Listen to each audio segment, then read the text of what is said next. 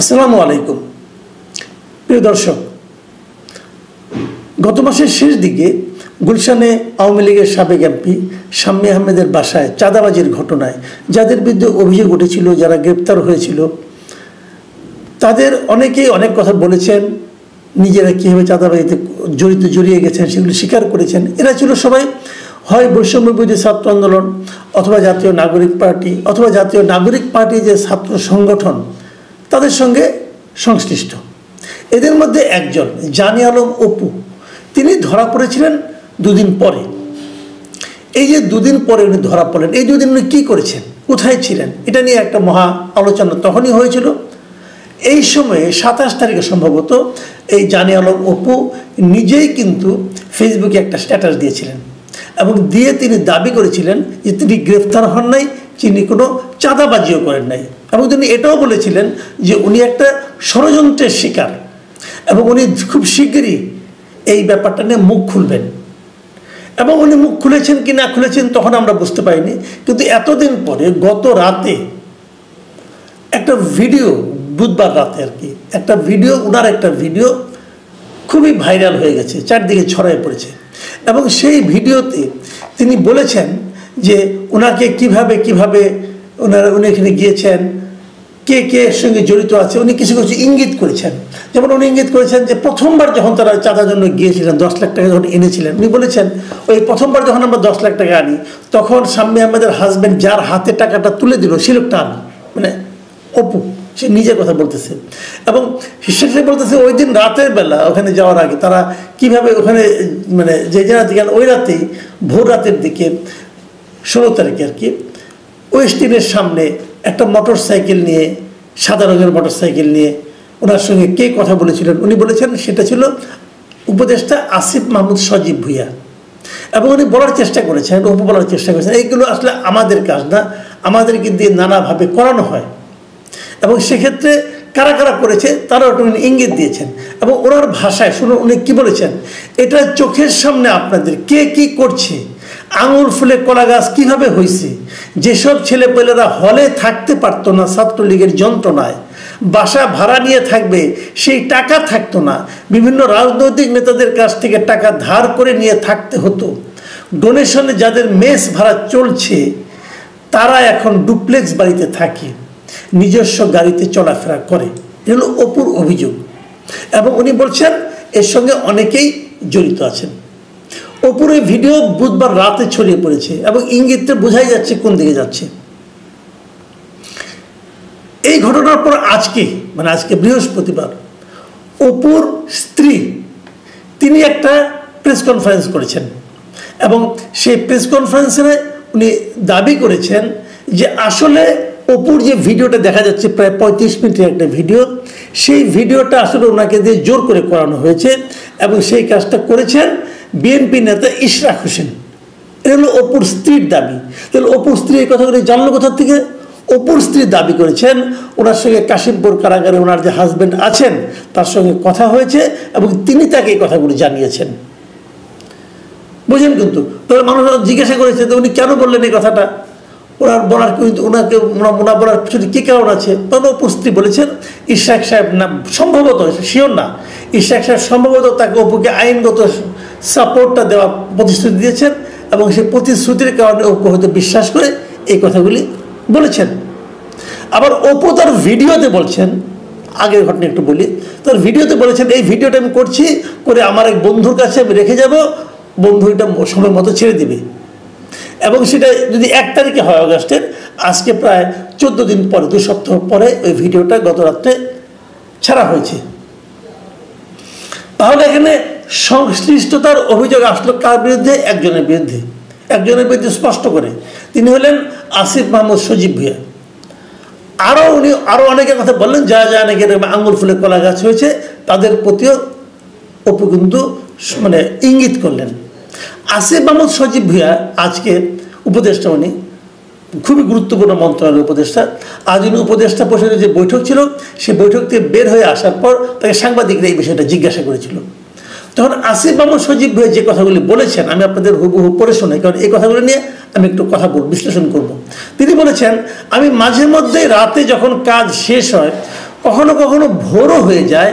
ওই সময় আসলে রাতের খাওয়া দাওয়া দেওয়ার মতো কেউ থাকে না। আমি বেশিরভাগই যাই 300 ফিটের নীলা মার্কেট বলে একটা জায়গায়, ওখানে হাঁসের মাংস খুব ভালো পাওয়া যায়। 300 ফিট কিন্তু অনেক বসুন্ধরা পার হয়ে প্রায় পূর্বাচলেই বলা যায় এটাকে। তো ওখানে হয়তো 4-5 জন মিলে যাই। ওটা আবার বেশি ভোর হয়ে গেলে বন্ধ থাকে, তখন ওদিকে ওয়েস্টিনে যাওয়া হয়। তবে এক্স্যাক্ট ওই দিন আমি গিয়েছিলাম কিনা, সেখানে ছিলাম কিনা, এটা আমার মনে নাই। খেয়াল করেন, আমি এখানে কতগুলি কথা বলি ওনাকে। উনি একজন গুরুত্বপূর্ণ উপদেষ্টা। উনি ভোর রাতের দিকে অথবা শেষ রাতের দিকে অথবা মধ্যরাতের পরে কাজ করতে, অনেক কাজ করেন, দেশের জন্য অনেক কাজ করছেন। এই কাজ করতে করতে ওনাকে খাবার দেওয়ার মতো কোনো লোক থাকে না, বাসায় ওনাকে খাবার দেওয়ার মতো কোনো লোক থাকে না। অতএব উনি নীলা মার্কেটে যান।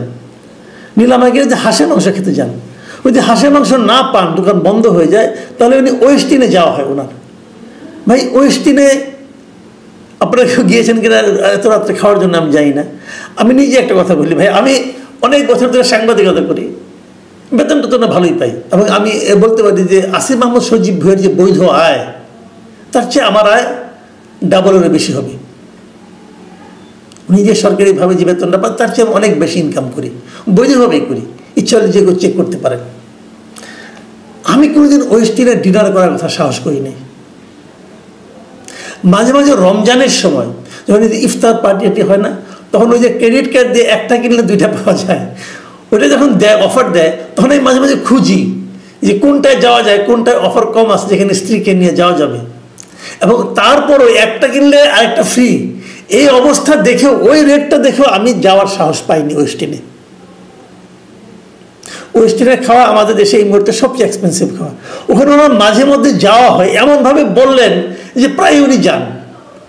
ভাই আসিফ মাহমুদ বিলটা কে দেয়?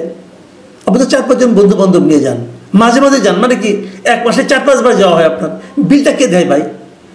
নাকি free Khan? Cash or kind এই ফর্মুলায় ফ্রি খান? আপনাকে কে খাওয়ায় ভাই? এই হলো আমাদের আসিফ মাহমুদ সজীব ভুঁইয়ার কাণ্ড কারখানা। উনি সরকারের একজন উপদেষ্টা। এবং উনি আবার এটাও কয়েকদিন আগে দেখলাম, উনি এটাও বলছেন যে উনি নাকি সামনে ইলেকশন করবেন, যদি করেন আর কি, তাহলে উনি এই শিডিউল ঘোষণার আগেই পদত্যাগ করবেন। তার মানে এতদিন ধরে গুছিয়ে টুছিয়ে নেবেন, যেদিন শিডিউল ঘোষণা করবে তার আগের দিন উনি পদত্যাগ করে উনি ইলেকশন করবেন। করেন ভাই, ইলেকশন করেন। আপনার যে ইমেজ এর মধ্যে তৈরি হয়েছে, আমি আমার অভিজ্ঞতা থেকে বলতে পারি, আপনি যদি একা একা ইলেকশন করেন, মানে যদি কোনো পার্টির সঙ্গে জোটবদ্ধ হয়ে না করেন, যে কোনো একটা পার্টি থেকে করবেন, আপনি বিএনপির সঙ্গে জোটবদ্ধ হইলেন না, বিএনপি মার্কা ছাড়া যদি আপনি ইলেকশন করেন, যদি এনসিপি থেকে ইলেকশন করেন, ভাই আপনি করেন, আমি দেখতে চাই আপনি কেমন জনপ্রিয়তা অর্জন করছেন। আপনার এই নীলা মার্কেটের হাঁস খাওয়া আর ওয়েস্টিনে মাঝে মাঝে যাওয়া, এই ঘটনা পাবলিক শুনলে আর ভোট পাইতে হবে না ভাই। আপনি একজন উপদেষ্টা, মাথায় রাখতে হবে। আপনার বয়স যাই হোক না কেন, আপনার বন্ধু বান্ধব যারাই হোক না কেন, একটা জিনিস মাথায় রাখতে হবে, এদেশের মানুষ আপনাকে উপদেষ্টা পদে নিয়োগ করেছে, সেই সম্মান রাখার দায়িত্ব আপনার। আমি আরেকটা কথা বলে শেষ করি। এই যে অপুর স্ত্রী, উনি যে প্রেস কনফারেন্সটা করলেন, যে প্রেস কনফারেন্স সম্পর্কে দেখেন, এটা ফিনিশিং উনি কি বলেছেন? উনি বলেছেন, আমার সামনে এতগুলো চ্যানেল দাঁড়ায় আছেন, আমি তো কাউকে চিনি না, এগুলো আমাকে ম্যানেজ করে দিয়েছে অপুর দলের লোকেরা। যখন অপুর এনসিপির উপর প্রশ্ন আসলো, এনসিপির উপরে প্রশ্ন চলে আসলো, এনসিপির স্বার্থে চলে আসলো, তখন তারা আমাকে এখানে নিয়ে আসছে। এটা বলেছেন আনিশা, অপুর স্ত্রী। তার মানে এই যে তারা প্রেস কনফারেন্সটা করেছেন অপুর স্ত্রী, এই প্রেস কনফারেন্সটা অ্যারেঞ্জ করে দিয়েছে এনসিপি। তো অপুকে তো বহিষ্কার করা হয়েছে এনসিপি থেকে, মানে এনসিপির ছাত্র সংগঠন থেকে। একজন বহিষ্কৃত লোককে, যাকে আপনি বহিষ্কার করে দিয়েছেন, কেন বহিষ্কার করলেন? আপনি মনে করেছেন তার কর্মকাণ্ড ভালো হয়নি, যাকে আপনি বহিষ্কার করলেন তার জন্য আবার প্রেস কনফারেন্স করছেন কেন? যখন তার ভিডিওটা ভাইরাল হলো, যখন তার ভিডিওতে একজন লোককে নিয়ে অভিযুক্ত করলেন, তখন এই প্রেস কনফারেন্সটা আপনাদের অর্গানাইজ করে দিতে হয় কেন?